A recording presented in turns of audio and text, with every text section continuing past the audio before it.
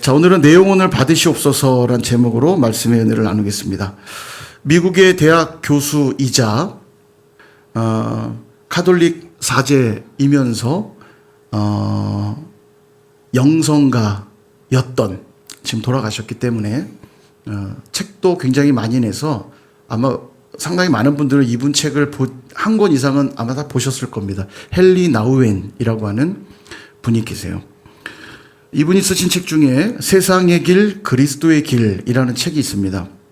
거기 보면 교회, 신자, 교회가 곧 신자니까요. 교회가 걸어야 될 길, 신자가 걸어야 될 길은 그리스도의 길이다. 그렇게 말하고 그 길은 언제나 하향성으로 특징 지어진다. 그렇게 말을 합니다. 하향성, 내려가는 길이요. 실제로 그리스도께서 우리에게 그런 모습을 보여주셨죠. 끊임없는 하향의 낮아짐을 보여주셨어요. 우주의 가장 높은 곳에서 우주의 가장 낮은 곳으로 내려오셨고, 그것도 가장 취약한 아기의 모습으로 오셨고, 뿐만 아니라 이 땅을 사시면서도 높은 이들을 찾아가지 않았고 가장 연약하고 가난하고 어려운 이들 곁을 지키면서 상처 입은 치유자로 사셨고, 끝내 가장 비참한 십자가의 자리에서 마지막 호흡을 거두셨습니다. 그리고 이제 제자된 우리, 교회된 우리를 향해서도 그리스도께서 걸어가셨던 하향의 낮아짐의 자리로 부르고 계십니다. 그래서 헨리 나우엔은 이것을 이렇게 책에 표현해 두고 있습니다. 소명은 하향성으로의 부르심이고 시험은 상향성을 위한 충동이다. 이렇게 표현했어요. 오늘 본문에서 스데반 집사님은 바로 이 그리스도의 길로 나아간 대표적인 사람이 아닐까 생각이 듭니다. 사람에게 복음을 전했지만 그에게 돌아온 것은 존중받고 성공하고 부자되고 잘 먹고 잘 살았던 게 아니라 욕을 먹고 비난을 받아야 했으며 결국 돌에 맞아 죽게 되죠. 여러분, 인간적으로 이해가 되십니까? 도대체 스데반 집사님이 뭘 그렇게 잘못한 겁니까? 그야말로 이래도 되는 겁니까?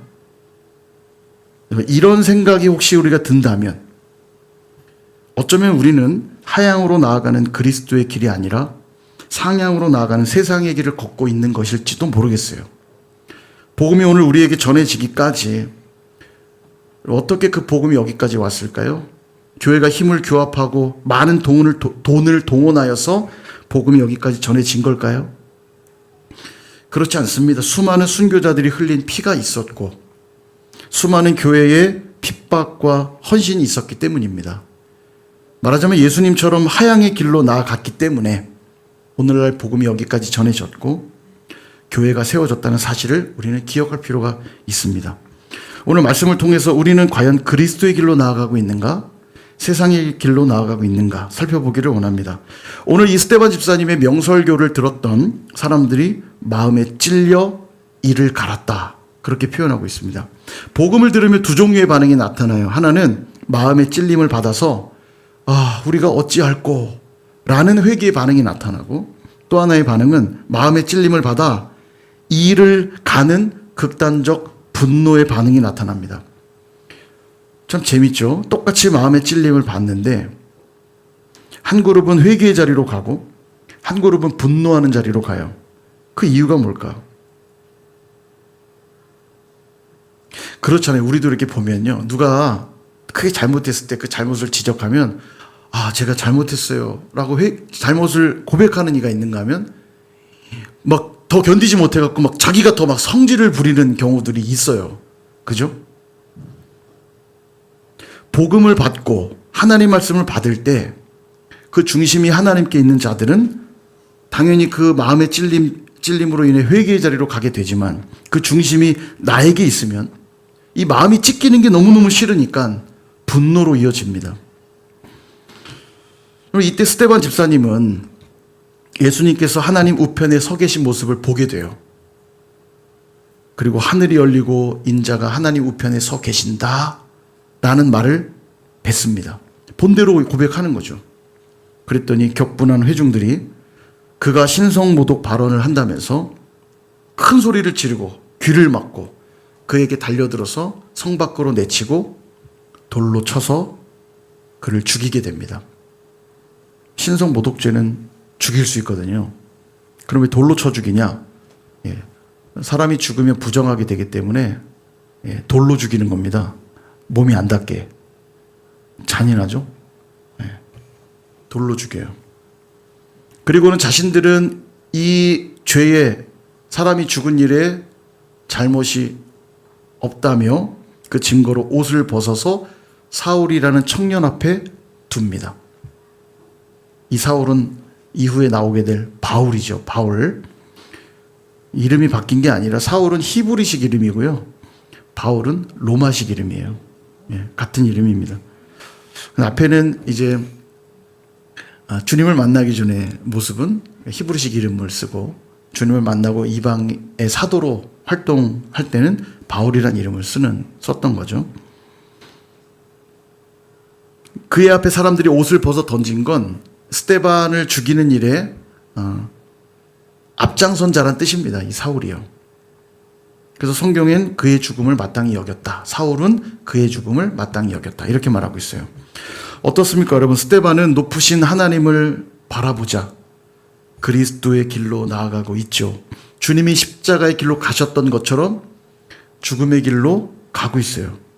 하나님 우편에 서신 주님을 바라보면 바라볼수록 나의 연약함, 나의 부족함, 나는 아무것도 아니라는 사실을 깨닫게 되기에 당연히 하향의 길로 갈 수밖에 없었던 거죠.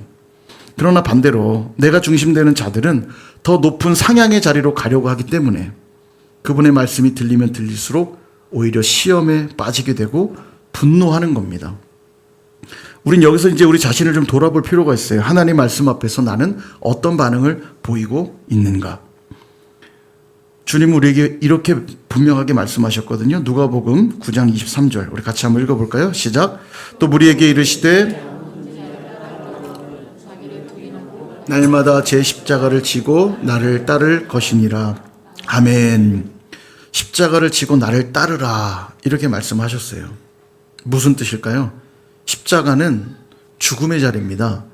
그죠? 십자가에 달린다는 건 죽는다는 뜻이죠. 그러니까 십자가를 지고 나를 따르라는 말은 나는 죽어지고 예수로만 살라는 뜻이에요. 내 말은 다 꺾어버리고 하나님 말씀만 의지해서 살라는 뜻입니다. 그래서 갈라디아서 2장 20절도 우리에게 이렇게 말씀하죠. 이 말씀도 같이 한번 읽어볼까요? 시작.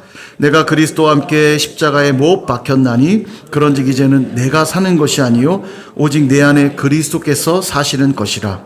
이제 내가 육체 가운데 사는 것은 나를 사랑하사 나를 위하여 자기 자신을 버리신 하나님의 아들을 믿는 믿음 안에서 사는 것이라. 아멘. 그렇습니다, 여러분. 그리스도인들은 세상 사람들하고 똑같이 육체 가운데 살긴 살죠. 그러나 육체로 사는 이유가 이제는 완전히 달라진 자들입니다.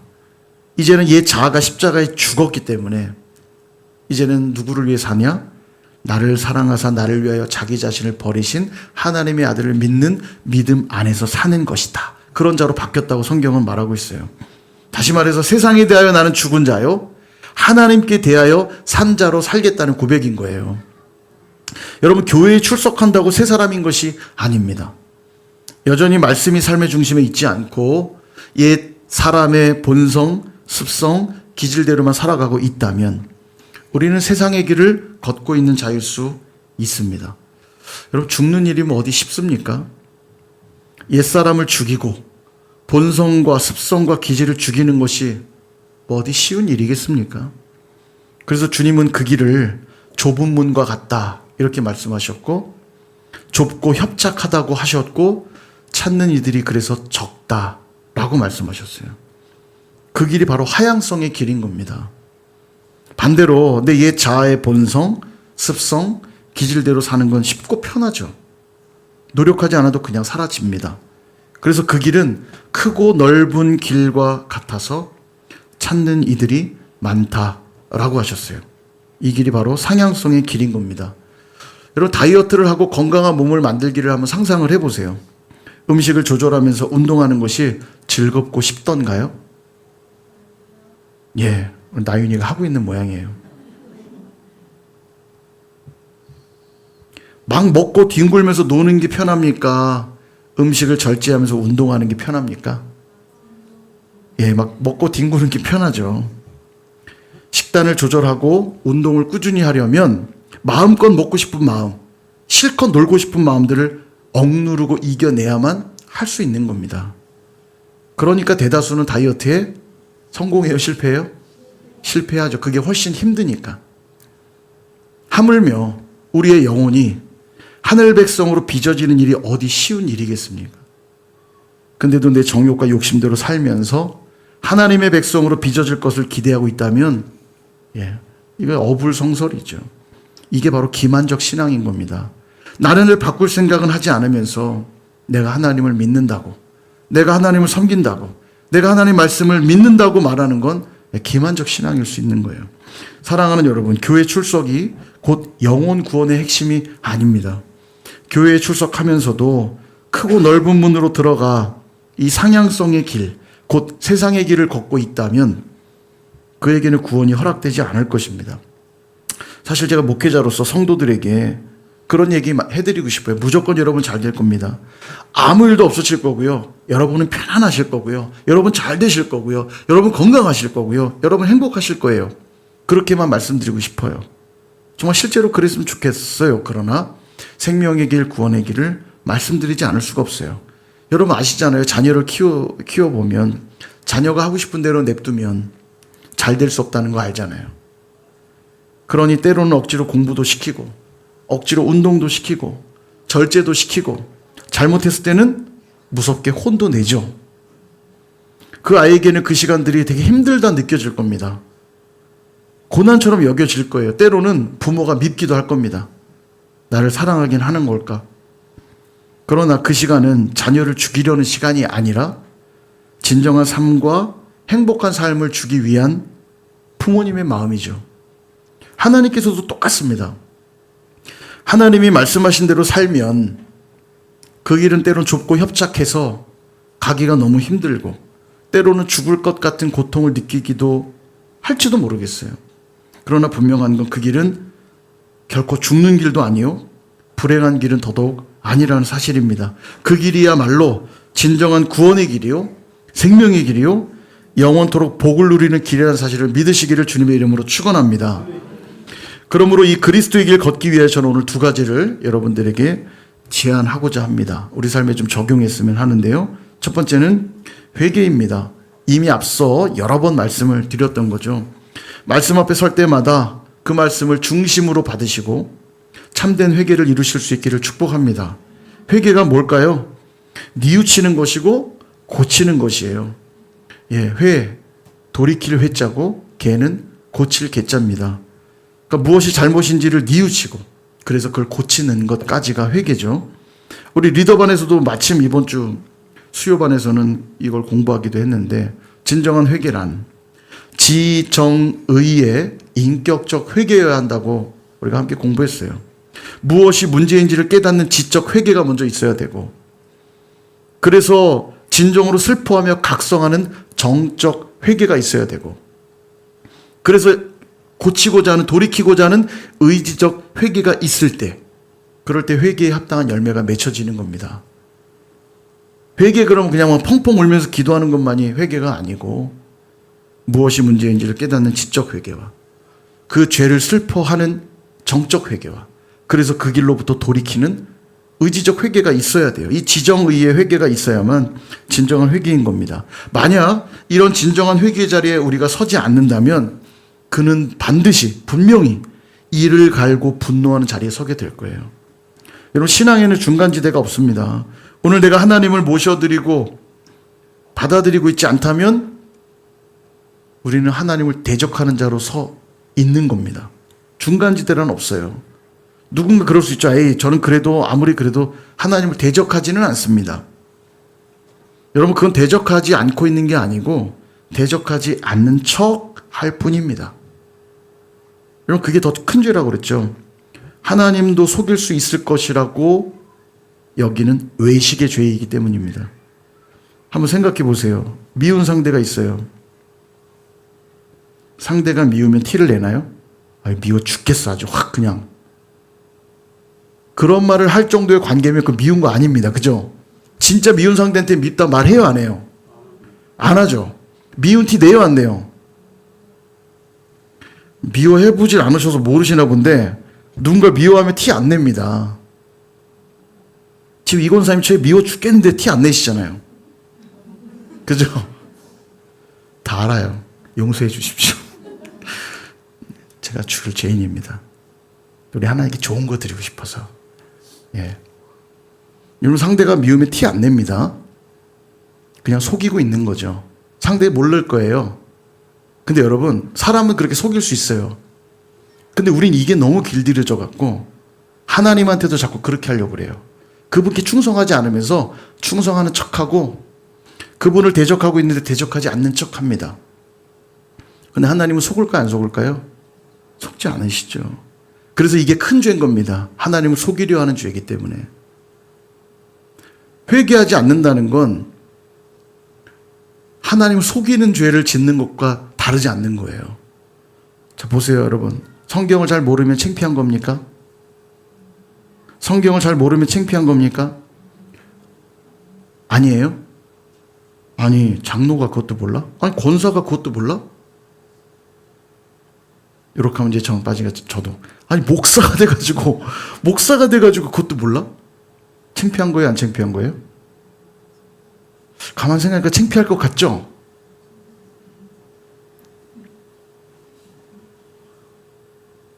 여러분, 모를 수도 있는 거 아닙니까? 그죠? 근데 왜 아는 척 하려고 그러죠? 그게 외식이에요. 사실 우리 죄의 깊은 뿌리를 들여다보면 우리 몸에 너무너무 배 있어요. 이런 것들이요. 저 목사인데 저도 모르는 게 있어요. 어떤 성도님이 와서 되게 질문을 만약에 했어요. 근데 제가 잘 몰라요. 근데 제가 막 아는 척 막 있는 말 없는 말 갖다 붙여서 아는 척 했어요. 그 얼마나 꼴불견입니까? 그죠? 그냥 모르면, 제가 그건 잘 모르겠는데, 제가 좀 살펴보고 공부한 다음에 제가 그거 말씀을 드릴게요. 라고 하면 되잖아요. 맞죠? 부끄러운 거 아니죠? 모르지, 또 돌아서서 목사, 그것도 몰라? 뭐 그럴지 모르겠지만, 사실 부끄러운 게 아니고, 모르는 걸 모른다 말하는 건 부끄러운 게 아닙니다. 진짜 부끄러운 건 뭐냐? 모르는데 아는 척 하는 게 부끄러운 거예요.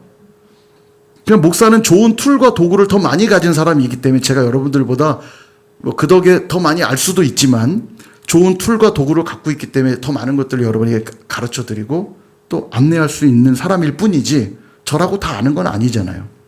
부끄러운 게 아닌 겁니다. 그래서 여러분 물어보실 때 모르면 저는 제가 그건 잘 모르겠는데 제가 한번 확인하고 말씀드릴게요. 저는 얘기합니다. 근데 여러분 장로 되고 권사 되고 직분자가 되고 10년 신앙생활하고 20년 신앙생활 30년 하고 3대째 기독교지만 4대째 기독교지만 됐다고 하면은 자기가 영적 거인인 척 한다고요. 맞아요? 잘 생각해 보세요. 내가 정말 좋은 믿음의 집안에서 컸고 바른 신앙을 가졌다면 영적 거인이 아니라 더 겸손해야죠. 자기의 부족함과 연약함을 자랑할 줄 알고, 그래서 난 오늘도 더 배우고 싶다고 고백할 줄 알고, 그러니 나와 비슷한 사람들을 만났을 때 그들을 더 이해할 수 있고 용납할 수 있고 사랑할 수 있고.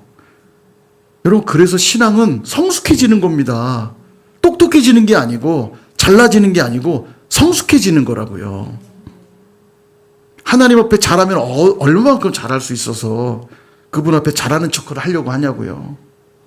그게 교만인 겁니다. 하나님 앞에 우리는 아무리 높이 올라가려고 해도 그분의 발끝이나 닿을 수 있겠습니까? 근데 왜 자꾸 있는 척하고 아는 척 하려고 그러죠? 하나님을 의식하지 않기 때문이에요. 사람을 보기 때문입니다. 그러니 오늘도 내게는 회개할 게 없어요. 나는 잘났기 때문에. 나는 대단하기 때문에. 그러나 그것은 하나님을 속이는 죄라는 거예요. 그래서 회개는 신앙의 필수 조건이고 신앙의 성숙에 반드시 있어야 될 요소가 회개입니다. 초신자들일수록 회개를 할까요, 안 할까요? 초신자들일수록 회개를 안 해요. 뭘 그렇게 내가 잘못했는지를 잘 몰라요. 여러분, 어린아이들이 잘못했다고 막 울면서 용서를 구하고 막 잘못했다고 하던가요? 애들은 잘못했다고 안 해요. 왜요? 뭐가 잘못한 건지를 몰라요. 어른한테, 할아버지 할머니한테 막 반말 찍찍해도 죄책감이 없어요, 애들은요. 그죠? 비켜. 싫어. 그거 갖다가 이놈의 시기가 하고 두들겨 패는 어른들은 없죠? 그냥 어리기 때문에 그런가 보다 하고 가요. 근데 계속 그 자리에 머물러 있으면 안 되죠. 어른이 되고 성숙해지면 죄에 민감해지기 시작하고 무엇이 잘못인지 분별하게 됩니다. 동일해요. 하나님 앞에 나아가면 나아갈수록 나의 작고 나의 부족하고 나의 연약한 것을 깨닫게 되기 때문에 낮아지고 겸손해질 수밖에 없어요. 그래서 회개라고 하는 하향성의 길로 갈 수밖에 없다고요. 그러므로 오늘도 교만하려는 내 옛사람은 죽이고 겸손한 새사람으로 살아내시기를 바랍니다.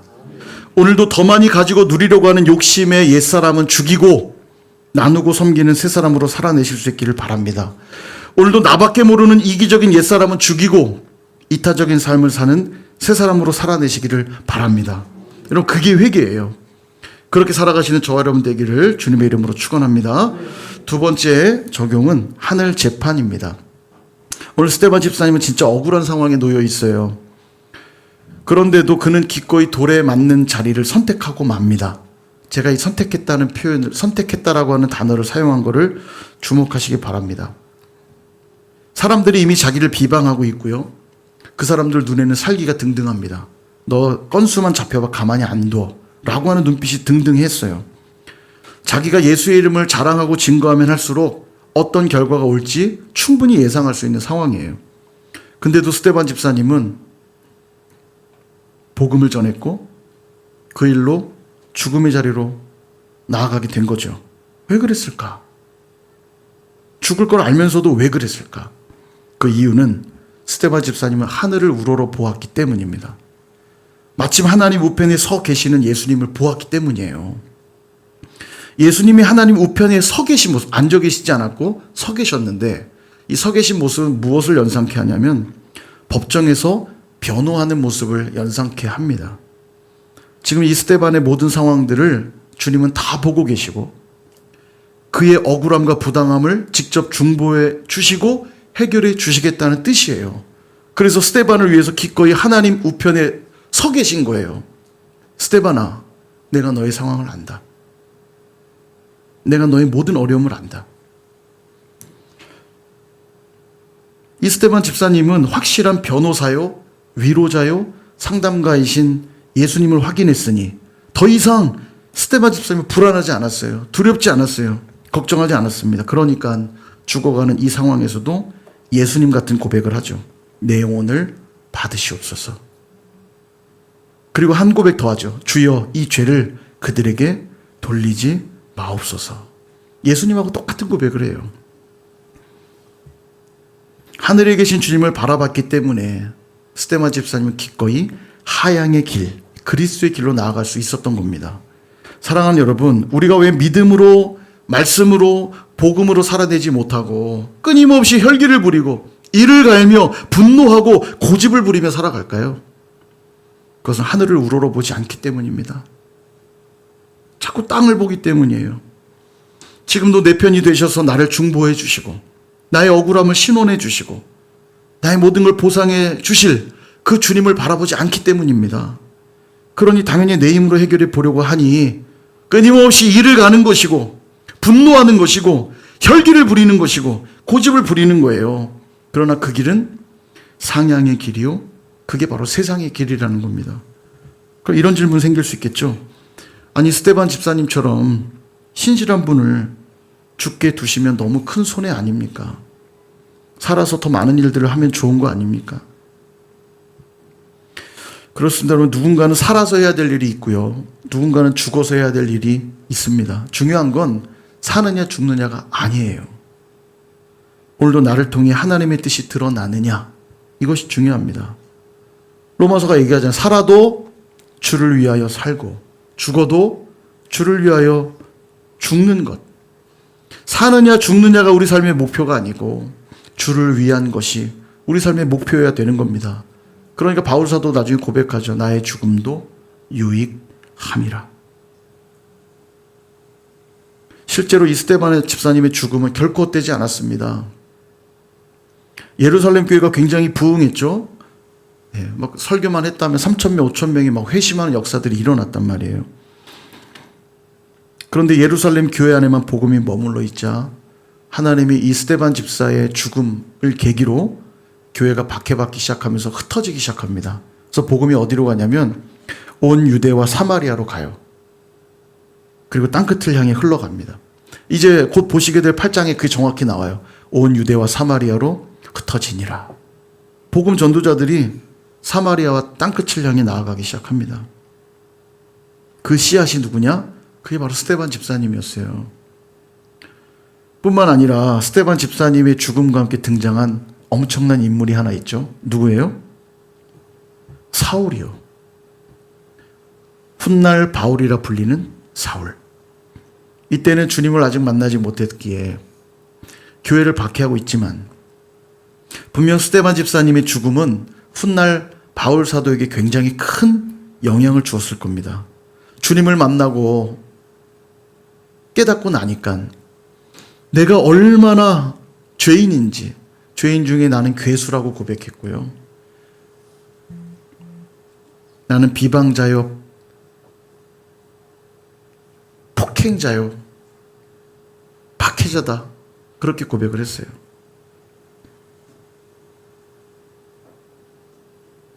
비방자요, 박해자요, 폭행자라고 고백할 때 그 과거를 뛰어난 위대한 사도가 드러내고 싶었겠습니까?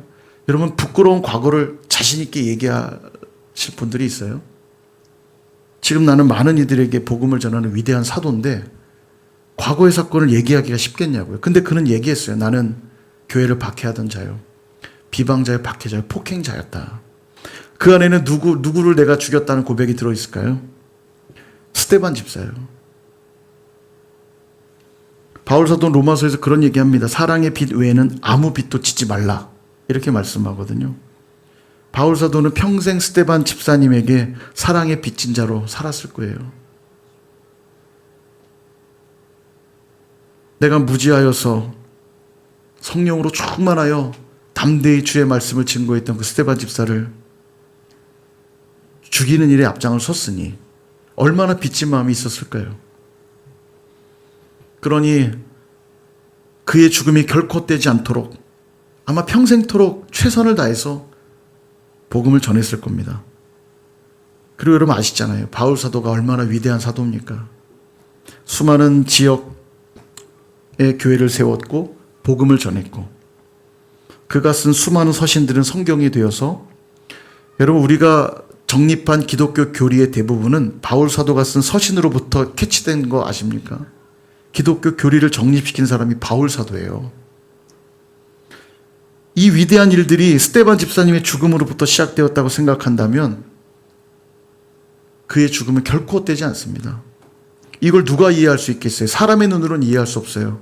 왜 그가 죽어야만 했는가 이해할 수 없어요. 그러나 하나님의 섭리, 하나님의 신비의 관점으로 바라보면 스데반 집사님의 죽음보다 아름다운 헌신은 없었던 거예요. 스데반 집사님이 그리스도의 길로 나아가지 않았더라면 과연 이런 일이 가능했을까? 그리고 이제는 우리 차례입니다. 스데반 집사님의 이야기로 끝나면 안 되고 이제는 우리 차례예요. 우리 앞에 벌어지는 수많은 일들 앞에서 우리도 결정해야 합니다. 사람의 재판정으로 나아갈 것인가? 하늘 재판장으로 나아갈 것인가? 앞서 소개했던 이 헨리 나우엔의 세상의 길 그리스도의 길의 한 구절로 오늘 설교를 마칠까 합니다. 하향성은 하나님의 길이요 십자가의 길이며 또한 그리스도의 길입니다. 우리 주님이 성령을 통하여 우리에게 주시고 싶어하는 것이 바로 이 신적 생활 방식입니다.